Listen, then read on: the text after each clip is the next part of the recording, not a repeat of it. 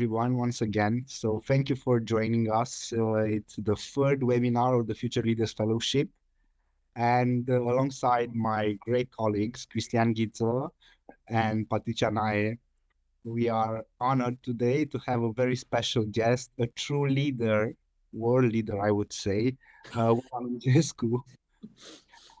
Oana, thank you so much for joining us and accepting our invitation. Thank you for the invitation, Paul. We are very glad to have this opportunity. So I would start by stating something, if I may. So in my opinion, I think that Oana, you are just like you are a great fighter and a winner in everything you've done so far. And why do I say that?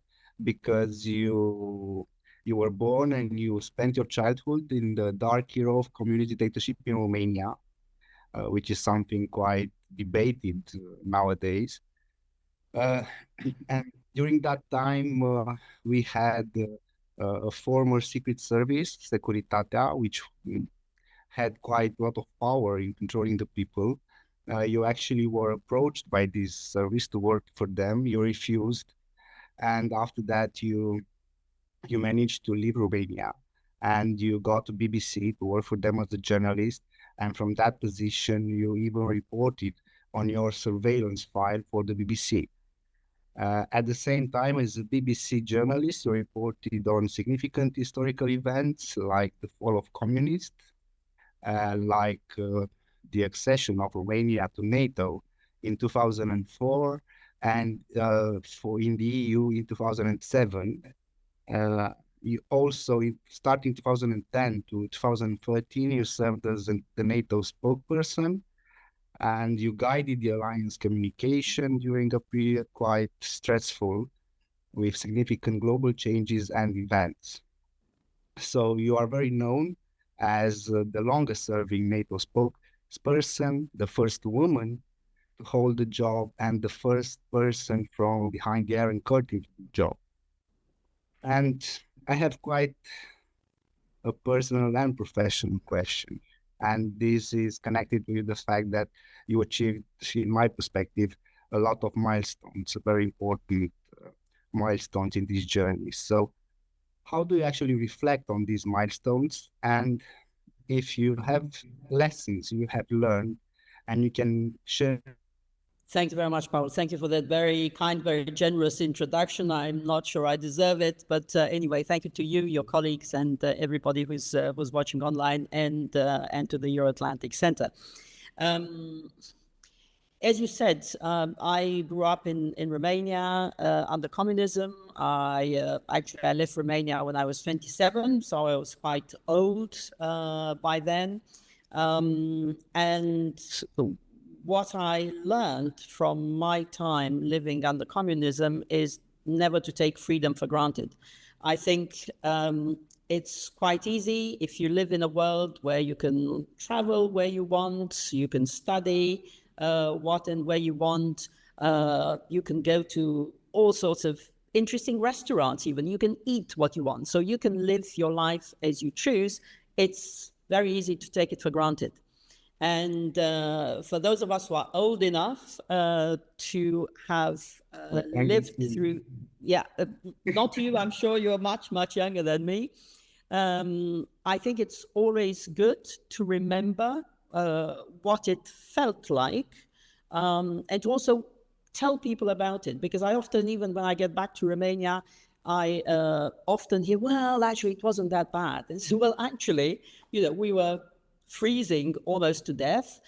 We had to queue since 4 o'clock in the morning to have bones for soup if we were lucky. There was no butter, no bread. Everything was rationed. We could barely travel. And I remember, for instance, listening to foreign radio stations, to the BBC, World Service, to Deutsche Welle, Voice of America, literally under the bed covers. Because, of course, we were afraid that our neighbors would hear the radio and would inform the Securitate secret police. And that was quite a dangerous situation to be in. So I felt extremely privileged to be able, once I left Romania, to be able to work with the BBC World Service for almost 25 years, reporting from all over Europe and across the world. And then the unthinkable, to become the NATO spokesperson. So the first person who was born behind the Iron Curtain, a woman, a journalist, to do the job, to work for an organization that I truly believed in, but also an organization that we were taught was the enemy when I was growing up in Romania. So I would say, never take freedom for granted. Think about how easy it is to lose that freedom, how precious it is. And from my time at NATO, I would also say, never take peace for granted. Because again, it's very easy to take 75 years of peace that NATO has guaranteed for generations of Europeans, to take that for granted. We only need to look next door at Ukraine to realize that we cannot take it for granted, and that Russia remains an imperial power which has not changed its objectives. You have witnessed really the change of history, like all of us have, but right now it seems that the history is again taking a turn with recent developments, and it would be interesting to see how the current approach by the administration in Washington is influencing transatlantic relationships, and things that we have been taking for granted for decades now seem to come under question. You have declarations on both sides of the Atlantic really questioning whether or not NATO is going to remain in the current format, in the familiar format, in the foreseeable future. Given your long history and personal, deep emotional attachment to this very important organization, what would you say are the perspectives in the near future? Look, I agree that we're at a turning point, and the consequences of what is happening right now are really unpredictable. But that also means that we can influence the course of history. And I think it's always good to remember that we're not just spectators, we are actors, we have agency. So I think that's really important, because often, and I was at the Munich Security Conference, for instance, not so long ago, and I must say, I'm getting a bit tired of all the moaning and sighing and, oh my God, what does that mean? What shall we do? Okay, let's stay calm and, listen to the rhetoric, but also see what the messages are and especially what the actions are. And that's a lesson, I think, from the first Trump administration. I'm not saying that the second Trump administration is exactly the same as the first Trump administration, because it's not. It's much more radical, I would say. It's much faster, it's more furious. But certainly during the first Trump administration, it was very clear. I was at NATO, so working very closely with General Stoltenberg. It's clear that Donald Trump is a disruptor. He's not a politician like all the others. He's a very different type of political animal. And this was very clear from everything he did. For instance, in all our meetings with President Trump, we never knew exactly in which room we were going to be, where we were going to be sitting, what the agenda was, for how long the media would be in the room. So all these things are, of course, part of how he operates as a negotiator, as a deal maker. On the other hand, listening to his messaging, his key message in the first Trump administration was not a new message. It was about the need for Europeans to invest more in their defense. And he was totally right.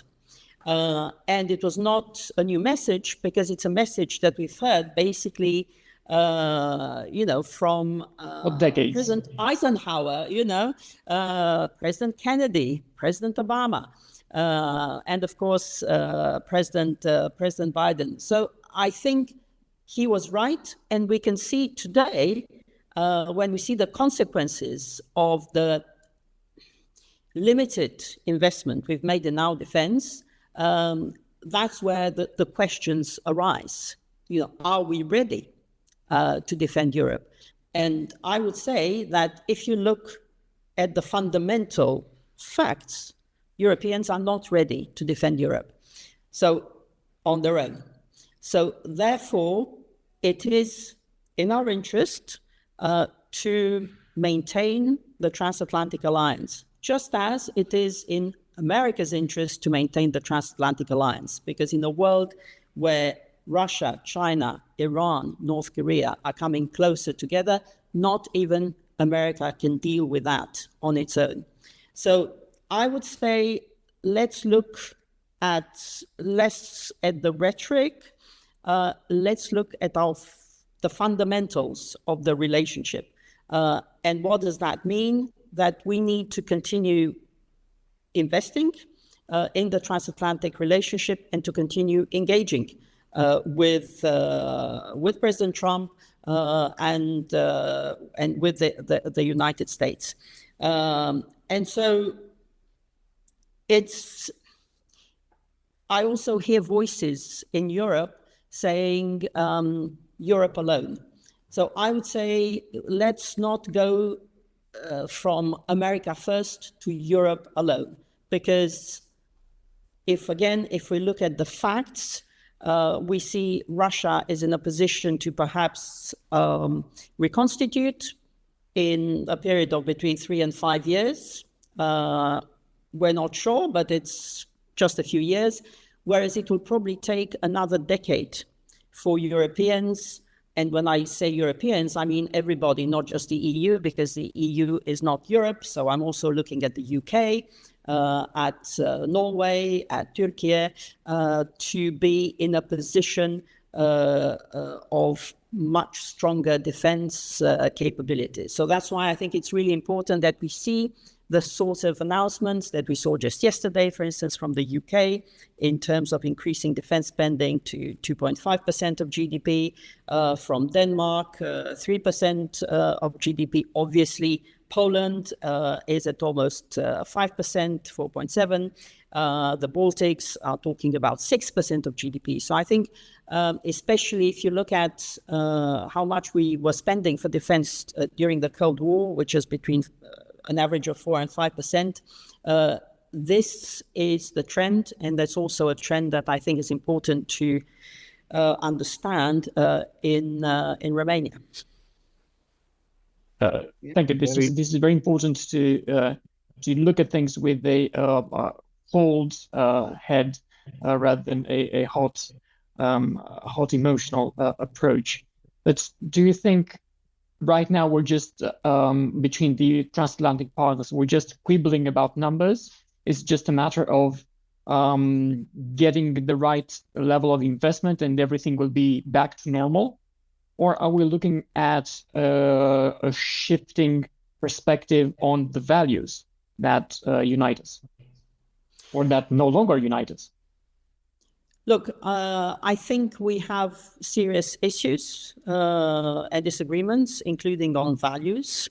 The reality is, certainly if you look at NATO, that there were also allies in NATO which, when they joined, did not necessarily share the values of the alliance. So again, when you look at security and defense, you particularly need to see your interest.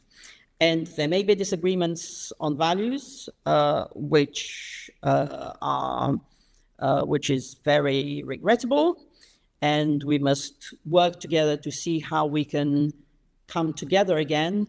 But on the other hand, we need to defend our interests.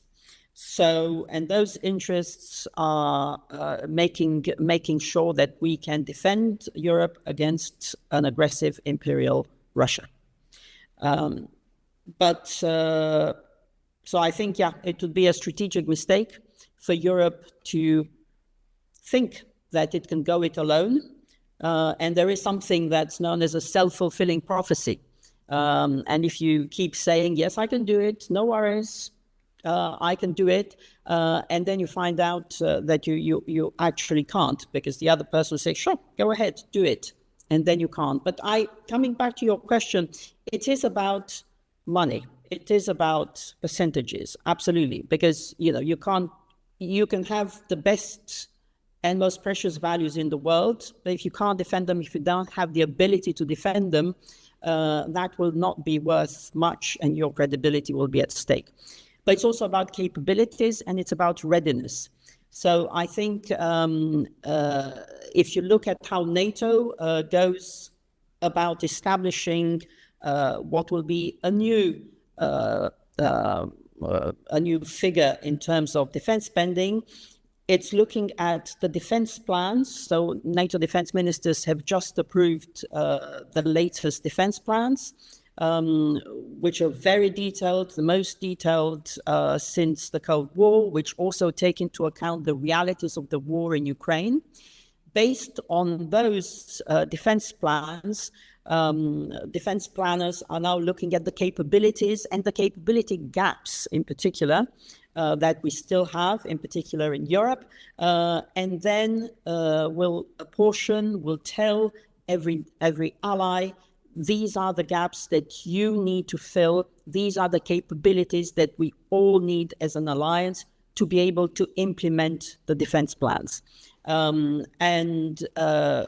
That requires a lot of capabilities looking from air and missile defense. Again, Romania knows very well the importance of air and missile defense, but also deep precision strikes, looking at ammunition, the need to replenish our ammunition stocks, but also logistics, heavy airlift. So there's a long list of equipment that needs to be procured, and some of it will be procured from Europe, and it's good to incentivize the European defense industry and to make it less fragmented. Some of it will probably come from the US, which is still much faster, or from South Korea. If you look at South Korea and North Korea, it's on the Korean peninsula that they are faster in terms of producing, for instance, ammunition. So you need some of these things off the shelf, you need them quickly. Often, certainly European defense projects, and in general, of course, European defense capability projects take a long time, as they do all over the world, but perhaps in Europe, perhaps too long. So I think that's something that's an issue. That's also the EU is now taking important steps to deal with. Indeed, that it is a matter of regulation, not only of financing and capabilities. So the discussion about the global agenda is quite clear. Indeed, the transatlantic relations are apparently not at their highest at the moment, but facts matter. And one of the facts is that the peace negotiations have started between the United States, the Trump administration, and the Putin administration, the Russian Federation. You mentioned the Munich Security Conference, and it was ever since pretty much debated. Such negotiations were debated, and a lot of arguments were presented. So my question for you, Oana, is how do you appreciate Trump's administration approach towards peace negotiation? Do you believe it will lead to a last and just and enduring peace that guarantees Ukraine's sovereignty? This is not just about the Trump administration, and I think that's also a message for the Trump administration. Ultimately, this is an invasion that Russia launched against Ukraine. It's illegal, it's unprovoked. and it actually continues a war which started back in 2014 when Russia illegally annexed Crimea and started the destabilization of the Donbass.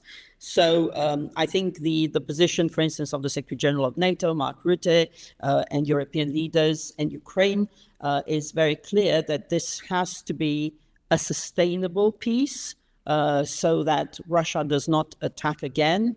And this is about the sovereignty and the independence of Ukraine. So I think we know from the election campaign in the United States, Donald Trump was very clear that he wanted to stop the killing. And he said he would be able to do so in 24 hours. Clearly, it's much more complicated than that, as we all know. On the other hand, I think it's worth recalling that almost every new US administration tries some sort of reset with Russia. We saw that under President Obama. We saw that under President Biden to a certain extent. Obviously, the context is very different, but there will always be that attempt. I personally don't think it's going to lead to much, but obviously President Trump wants to try this approach, not least to show that he is not President Biden. So we've had a lot of conflicting messages, some very shocking messages from Washington. On the other hand, I think it's important to welcome the fact that, on the one hand, we now seem to have a deal on the minerals, the rare earths, between the United States and Ukraine, with a potential signature on Friday with President Zelensky in the White House. So I think that's an important message in itself. Because even though Ukraine has to be at the table, because this is about Ukraine, it's clear that the United States has a key role to play. It has a key role to play in supporting Ukraine, and it can play a key role in achieving peace in Ukraine. I think the message which we've also heard from European leaders, including President Macron, is that this is an issue of trust, and it's very hard to trust that Putin's aim is peace, and that it's important to have a deal, but it has to be a good deal for everybody involved, in particular for Ukraine, because we know that any peace deal on Putin's terms will not be sustainable. It will not lead to peace, but to more war, not just against Ukraine itself, but perhaps elsewhere in the world, because Putin's friends will draw the lesson that aggression is rewarded, and they will do it too to their neighbors around the world, perhaps in Asia, perhaps somewhere else. Thank you. And now I would like to zoom out a bit and look maybe at the current state of democracy all around the world. And we could see how emerging technologies, disinformation, cyber warfare campaigns are all having a great impact on the current state of democracies, not even in Europe, but even in the US and in the Middle East and in the Balkans. And we also see that there is a rise of post-truth politics, which in turn is actually contributing to the rise of populism and nationalism, not only in terms of discourse, but also in terms of policies. And my question to you would be, what resilient strategies could democratic societies implement to address these challenges? And if you have also, I know that you have inaugurated a NATO project, which is called Setting the Record Straight. And I'm also curious if you could share with us if it was successful in combating disinformation.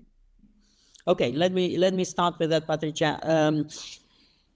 At NATO, when I was spokesperson, we sort of shifted in our approach to countering disinformation. So back in 2014, around the time of Russia's illegal annexation of Crimea, we already saw an industrial increase in the volume of disinformation. So that's when we decided to set up a portal countering the key myths that Russia had about NATO, with the facts, with interviews, with videos, with links, so that people could make up their own mind. And obviously we amplified it on social media. It was more in a way for our own allies to try to have a one-stop shop, a single place where they could find all the information that they could use in their own messaging. So, because of course, you can't just, fight disinformation with a couple of officials in Brussels. It doesn't work like that. So it's a way to give the facts to the public, but also to other partners and allies in Europe and beyond, including civil society, NGOs, and ministries. But of course, that wasn't enough. So by the time we reached the end of 2021, when we started seeing the massive military buildup of Russian forces along Ukraine's borders, and we started getting the intelligence briefings that what Putin wanted was to have a full-scale invasion of Ukraine, to take Kiev, to decapitate the Ukrainian government and to replace it with a puppet regime, and they wanted to do that in 3 days. We took a different approach. So we went from debunking to what we called pre-bunking. And there's a lot of interesting literature on pre-bunking that I would recommend, including people like Professor Sander van den Linden and others, which is about being proactive, in a way, trying to inoculate audiences with a bit of disinformation, but also with the truth, so that when they see that disinformation later on, they are prepared for it and they understand it for what it is, rather than waiting for disinformation to come to the audiences and then you try to explain that actually it's all a lie after that. It's much harder. So the way we did it was, for the first time ever in the history of NATO, was by declassifying very significant amounts of intelligence with what we could see on the ground, with Russia's intentions, and warning our audiences about what Russia had in mind, in a way to try to deter Russia and to delay what Russia had in mind, but primarily because we saw the need to create a unity of approach, both in our publics and in the decision makers around the table. And so if you look back at all the speeches, all the interviews, the press conferences that Jens Stoltenberg, the Secretary General, made at that time, you could see that practically every day, every week, he was telling people what was going to happen so that they would be warned and could understand it for what it is. They could understand that Russia is the aggressor, Ukraine is the victim of aggression. And we also obviously engaged in a dialogue with Russia to try to persuade them not to do it, but Putin has already chosen war. And we saw, if you look at the opinion polls that were done in 2014 and in 2022, it's quite noticeable that in 2014, actually about half of our audiences thought that Russia was to blame. They weren't quite sure what had happened, so they were blaming Russia, Ukraine, others. Whereas in 2022, I think around 80% of our publics knew that this was about Russia's invasion of Ukraine. So I think that played a role, together with what the US, the UK were doing, in forging that unprecedented unity in supporting Ukraine and in supporting NATO defense. But of course, you can't replicate that. It also depends on having the intelligence, and it's going to be interesting to see what happens now in terms of the exchange of intelligence, including in NATO. But I would say, looking at the broader picture, what we see now is perhaps the biggest campaign of sabotage, destabilization in Europe since the Cold War. And it's not just about disinformation. Obviously, it's about cyber attacks. It's about tampering with critical infrastructure. It's about assassinations. It's about threats, for instance, against the boss of Rheinmetall, the German arms manufacturer.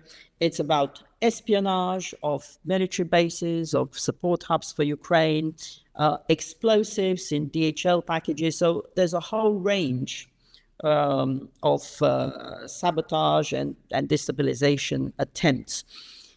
And this really takes a whole of society and whole of government approach. And I would just give one example, which is the way that Finland acted around Christmas last year, when they heard from a private company that a cable had been cut. They acted very quickly to identify the vessel. Then they sent a helicopter and a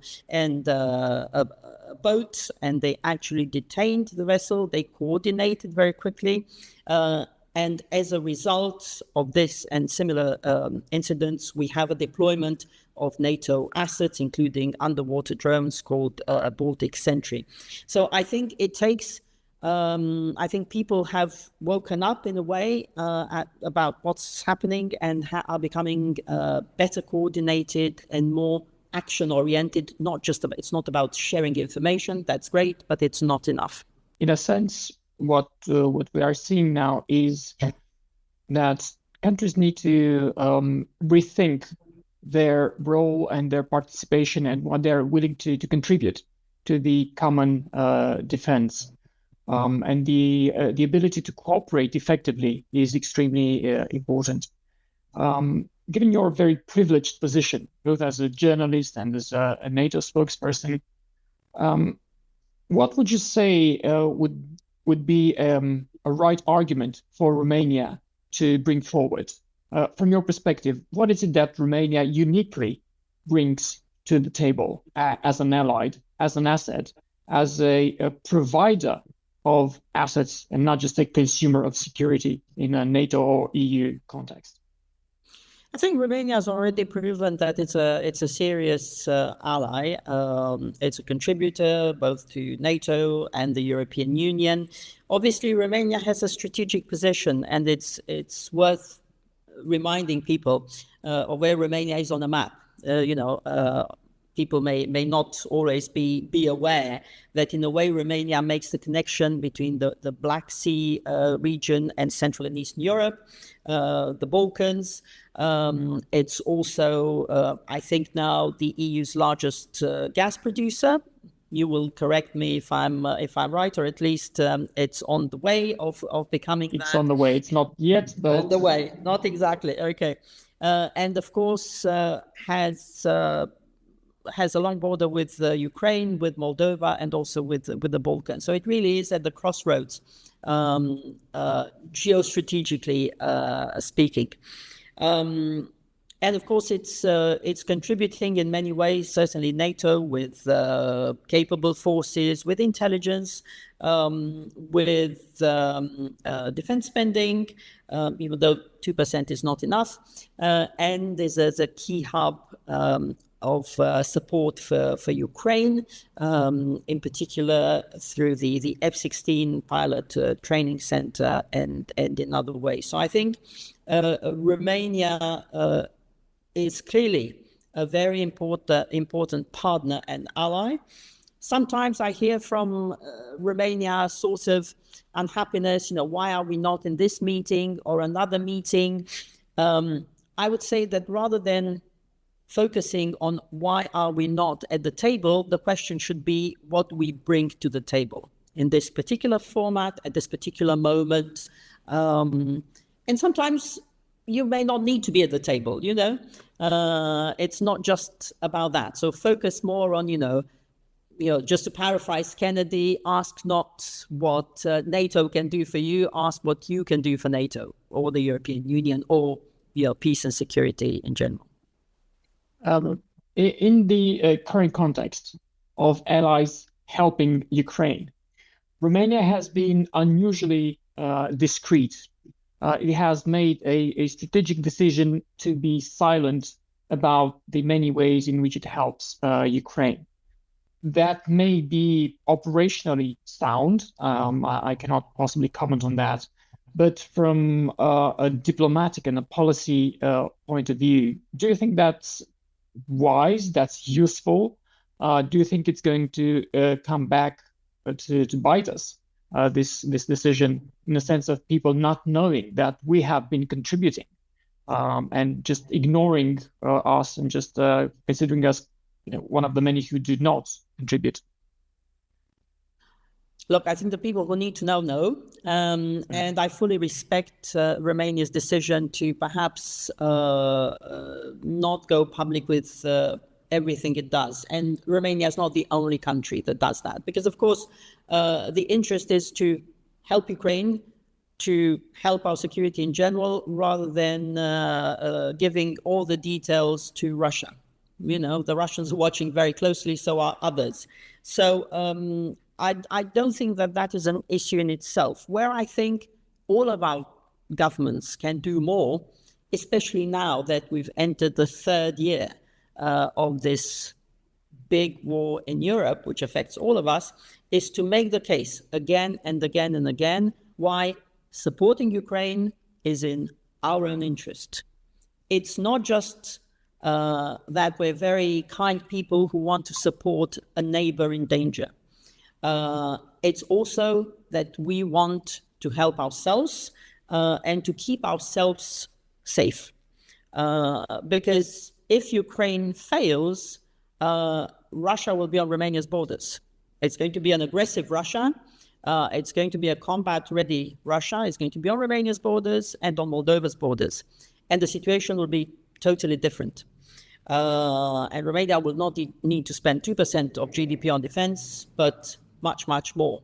So I think we need to continue making the case why helping our neighbor is also about helping ourselves and making sure, in a selfish way, if you wish, that the war is contained over there. It is the Ukrainians that are dying and fighting courageously for their own country. It's not Romanian troops on the ground. It's not about sending Romanian men and women to fight for Ukraine, but they are needed to defend Romania, because if Ukraine falls, Romania will be in a very dangerous position. So I think people need to make that case all the time, again and again and again, because, people forget. Everybody's focusing on their own life and they forget, but why are we doing this? Well, we're doing it for ourselves. And now turning the discussion a bit more towards you and also towards the future generations, Oana, you are a truly inspiring woman, especially for me and probably also for my fellow fellows here in the discussion. That are striving, to become a role model and a leader in the field of international affairs and international security. And reflecting on your experience in a high-profile role, could you please discuss your perspective on the role and significance of women in leadership in the field of international security? I think it's really important that everybody's involved, because security is not just security for half the population. It's about everybody. So we all have a stake in security. So it's important that we should also have a voice when it comes to security and the contribution. Of course, it's not always easy. And I remember when I was working for the BBC and I was based in Brussels, and I went to NATO to report on a ministerial meeting. I had one of my BBC colleagues from London, who was a man, a defense correspondent, saying, "What are you doing here?" I said, "Well, I'm reporting on this meeting, just like you are." And then I also remember being, the only woman in a lot of meetings at NATO. It changed over the years. It's not, there aren't still as many women as there should be, but still, there's progress.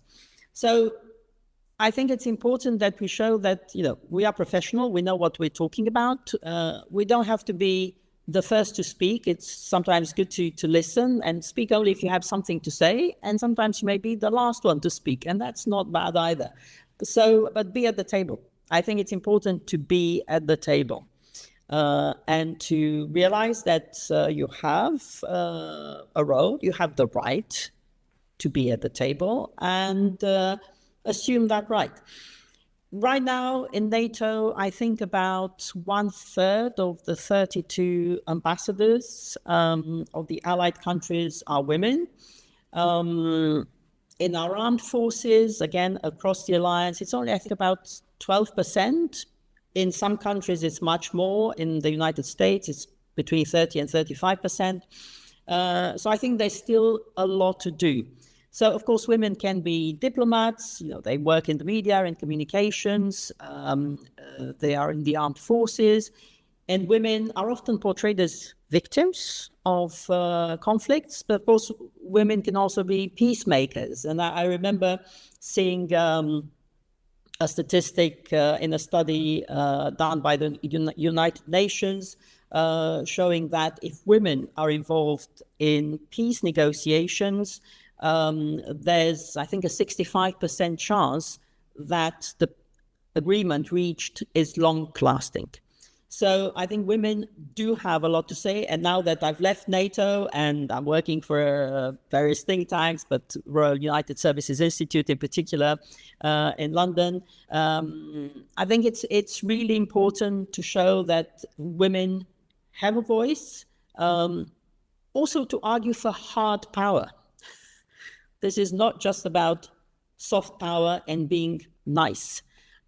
It's about being strong, because if there's something that both our allies and our adversaries respect, it's strength. And I have just one follow-up question here, very short, because obviously the times have changed when it comes to involving women in different fields of decision-making, but we are still faced with a big backlash and still a great proportion of patriarchy. And what would be one piece of advice you would give to young women when it comes to fighting and still finding their purpose and finding the courage within themselves to continue the fight amidst all the hardships that they are faced with? Yeah, I think you're absolutely right. And I think we're seeing a backlash. We're seeing a backlash in the United States. We're seeing a backlash elsewhere. We're seeing a backlash against what is disparagingly known as DEI, so basically diversity, equity, and inclusion.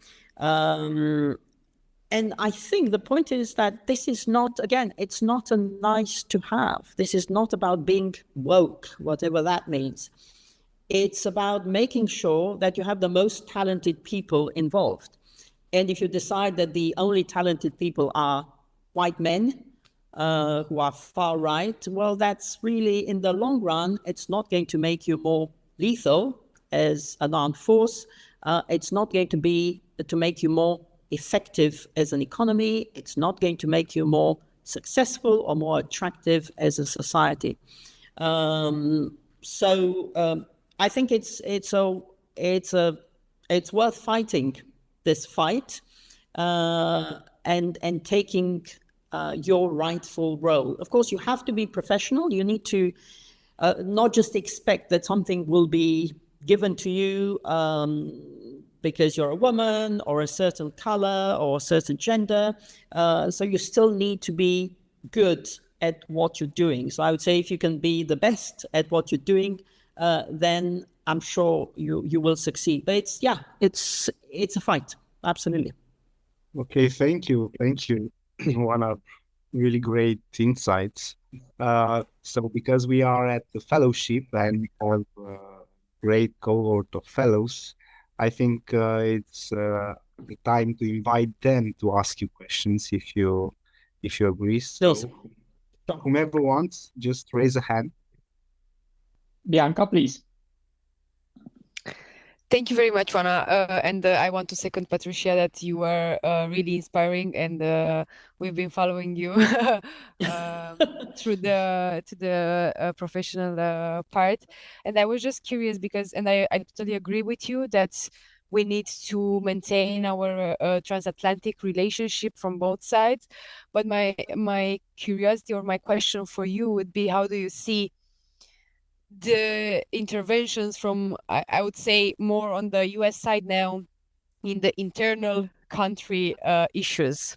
Because I think this is also affecting the alliance per se, like if some, I don't know, statements are made on the, I don't know, internal, for example, Romanian countries issues, political issues. And I'm just curious, how do you see this affecting or maintaining the relationship, the alliance?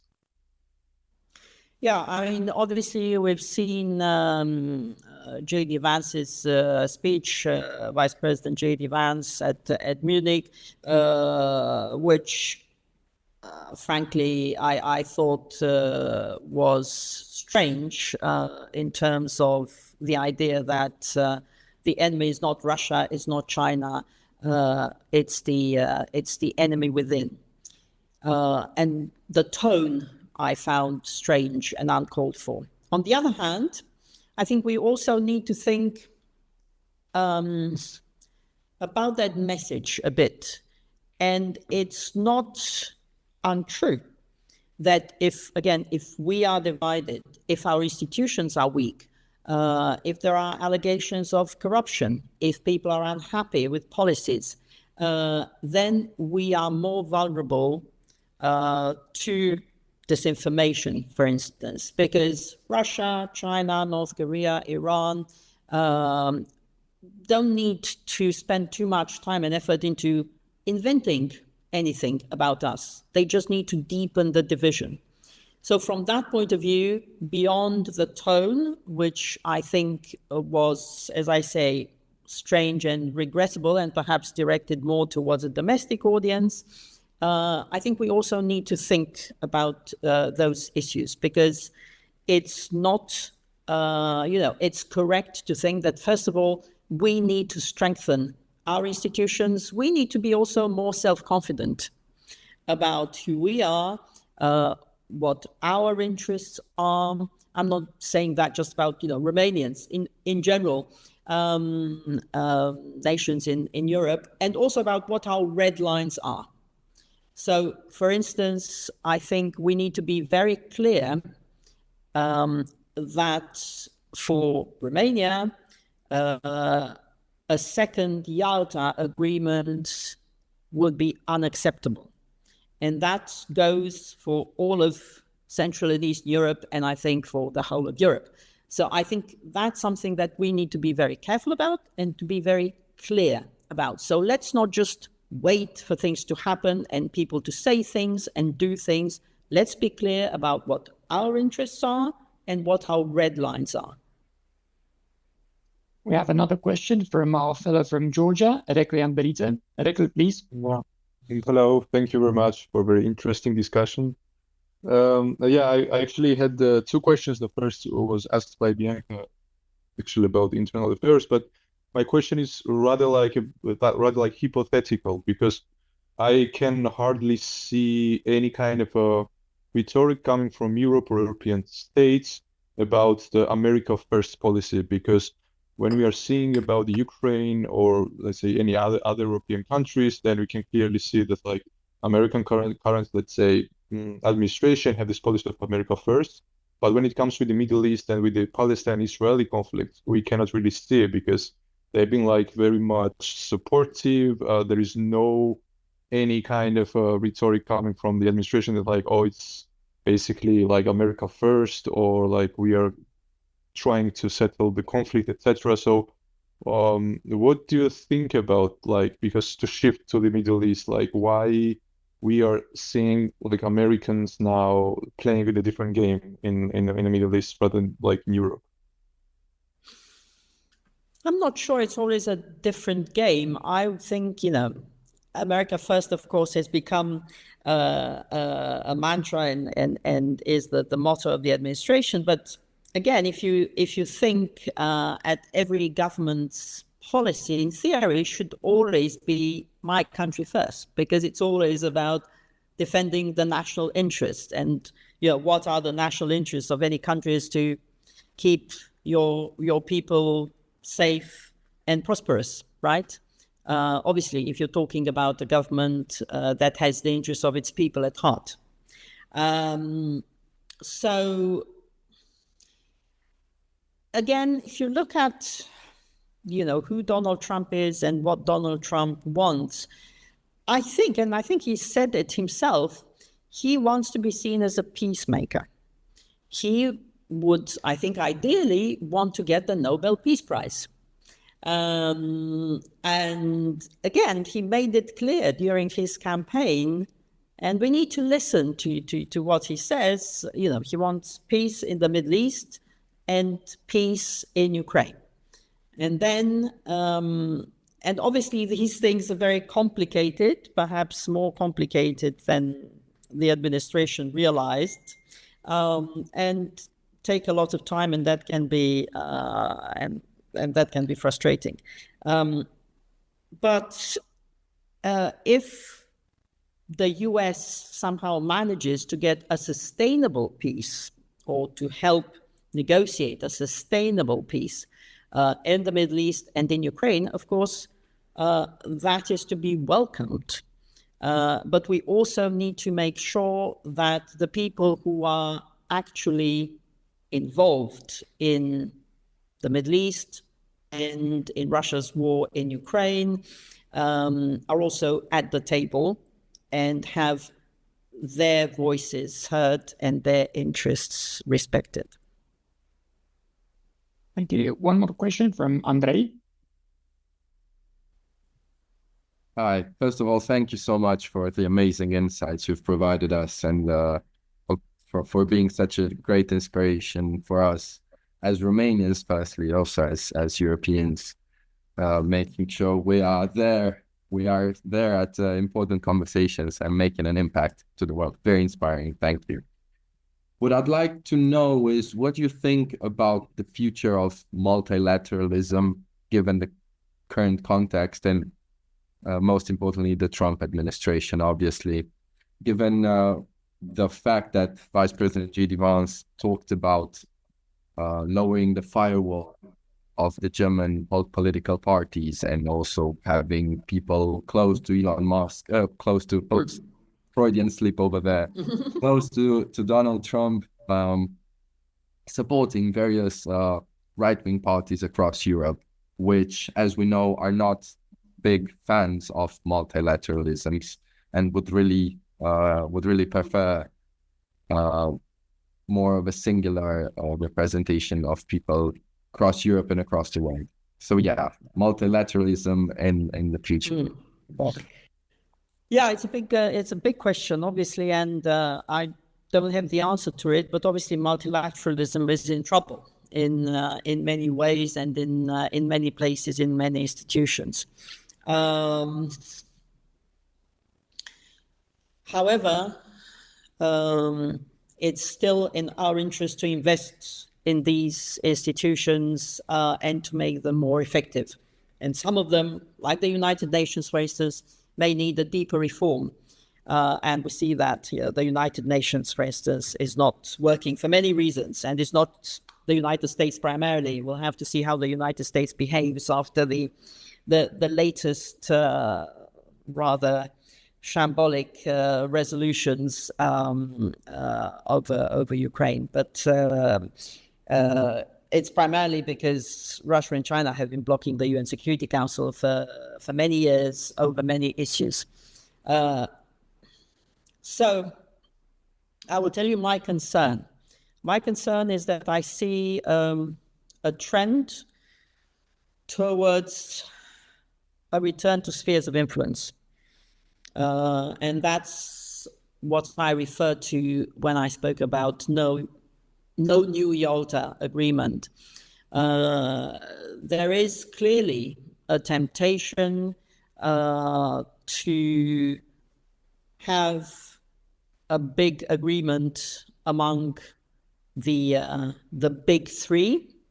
And unlike Yalta, this time it's not the Soviet Union, the US, and the UK. It could be the US, Russia, and China. And a lot of what we're seeing seems to be perhaps an attempt by the US administration to drive a wedge between Russia and China. And if you look at the readout of the State Department, for instance, after the Riyadh meeting in Saudi Arabia with the Russians, there was a reference to a unique geopolitical opportunities. So there's been a lot of talk, I'm sure you've seen it, about, in a way, Donald Trump trying to do a sort of Kissinger in reverse, right, to try to split Russia and China. And then, of course, we saw the call between Putin and Xi, and the reaffirmation, basically, of the No Limits partnership, which, remember, they signed on the eve of Russia's full-fledged invasion of Ukraine in 22. So I think it's illusory to think that we can split Russia and China. If anything, we see them coming closer, and we see the alignment with North Korea and Iran still very significant. But I can see this temptation of, what Donald Trump would call a big, beautiful deal. Perhaps, standing together with Xi and Putin on the 9th of May in Red Square. He has, to his credit, hinted already, he was asked about it, and he said, no, he's not considering a visit to Moscow on the 9th of May, and I think he would be very smart not to go, because the visuals of such a gathering would send a signal of American weakness. And if there's anything that President Trump doesn't like, is to be seen as weak.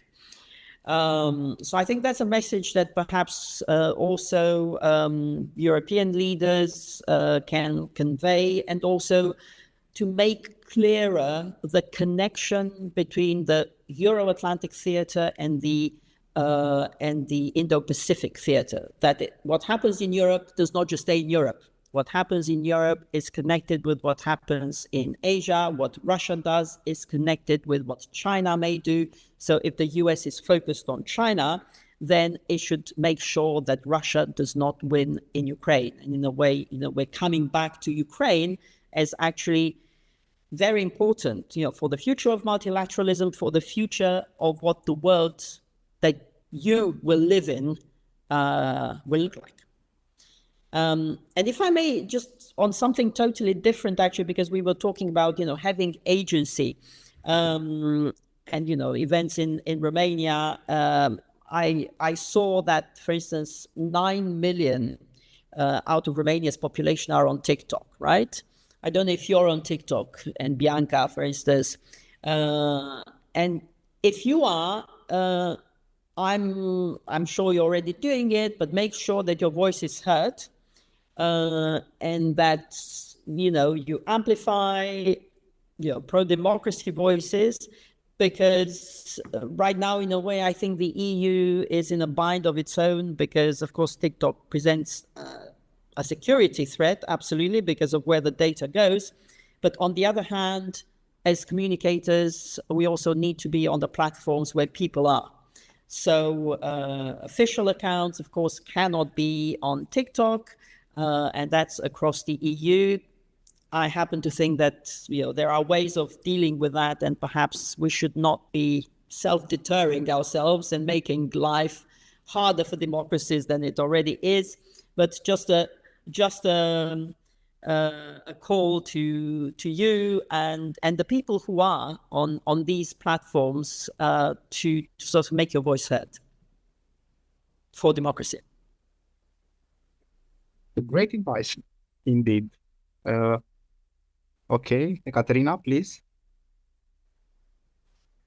Thank you. I have a more follow-up question to what you've answered so far. So, given the current political situation in Romania and the rise of extremist parties, my question is more targeted to how young leaders, students, youth workers can actually have an impact and an influence. Because, for example, in my case, I'm a bachelor student, and I'm also part of student associations. I'm also a pretty active activist, right? So I do feel that sometimes the system really is against us, and it makes things very complicated to us from the very basic needs, like going to university, because I'm not from the city where I study, but still, it can get in our way of actually advocating for what we believe in. And we can see this, I feel like, in Serbia as well, but in Romania too, because I mean, there are quite a lot of student organizations that advocate for this kind of freedom that we need. In terms of voting, you mean? The system makes it harder for you because you study in a different city? Yes. That too. Yeah, I mean, obviously you're not going to be able to change everything all at once. That's for sure. So focus on the things that you can do, and it seems like you're already doing lots. So well done, thank you. Yeah, I think it's worth talking to talking to everybody so that you understand what drives them, what are their concerns, what are their choices. Try to understand why and see if there's anything that you can say or do that can sometimes make them change their mind. Just having a simple conversation with somebody, listening rather than trying to convince them from the start and saying, no, you're totally wrong. I think can help. And I think this is a really important moment for Romania. It's a moment where lots of things can happen which will influence your life. So it's not abstract. I think it's very concrete in terms of the choices that people make. So yeah, I would say first of all, go out and vote when you have to vote. That's for sure, regardless of where you study and whether you're on holiday or not. I think that's in a way perhaps the most important thing you can do. But I would say, yeah, just listen and talk to people in your family. Sometimes you can be surprised by their views, and also ask them about what their life was like. Because again, I think sometimes in Romania, in Serbia, elsewhere, people need to be reminded about what things were like, what it was like, what exactly is that nostalgia that we talk about, what is the wisdom of Russia,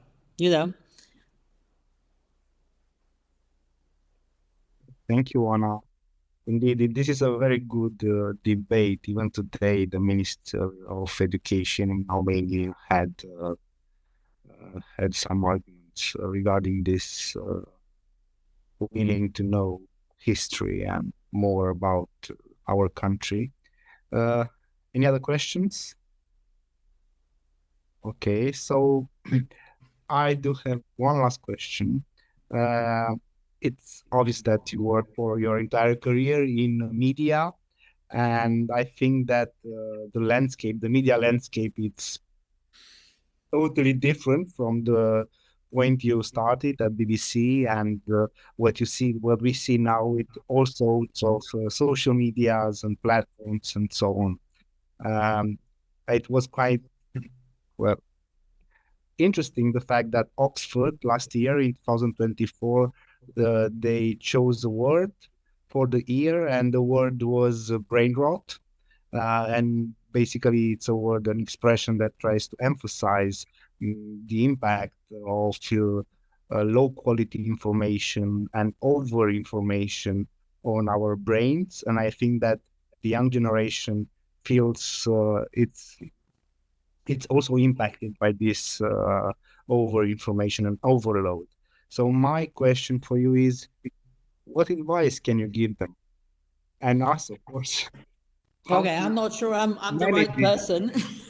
I'm not sure I'm the right person to give any advice on information overload. I think we all have a certain tendency to doom scroll, right? And it's true, you know, with Donald Trump in the White House and Elon Musk on ketamine, frankly, you know, everybody's firing on all cylinders. It's like everywhere, everything all at once, right?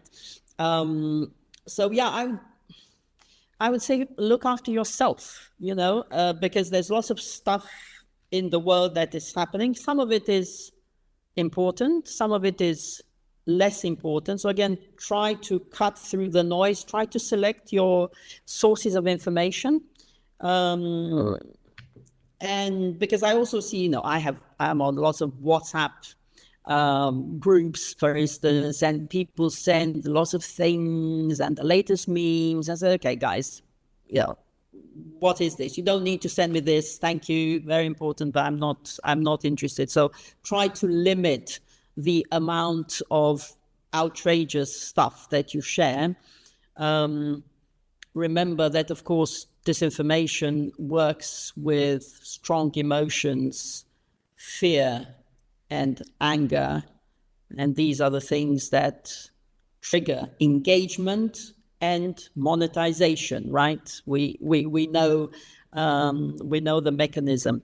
But also think about yourselves and what keeps you sane, and make sure that you stay sane, that you talk to people, you call a sick friend, not just send them a text, go out for a walk, breathe, just do something that makes you happy and relaxed rather than constantly being online. So that's what I would say. So I can tell you that this evening I'm going to go and have dinner very soon with a friend I haven't seen in a year. So that's the sort of thing that, you know, I try to do when I can, and I'm sure you do as well, because, you know, it's a crazy world out there and we need to stay sane, because I think we're needed, you know, all of us in our own ways. Thank you, Oana. So to summarize, I would say that we need to sanitize our digital life, our digital presence, and just engage more in the physical reality, like having dinner with dear friends. Thank you very much for your presence here. It was really exciting, really engaging. Thank you for answering all our questions, and hope to have you back soon and have more projects to cooperate. Okay, hope to see you in Bucharest. Yes, thank you very much. Okay, everybody. Take care. Bye. Thank you. Goodbye. Thank you so much. Yeah. O seară bună.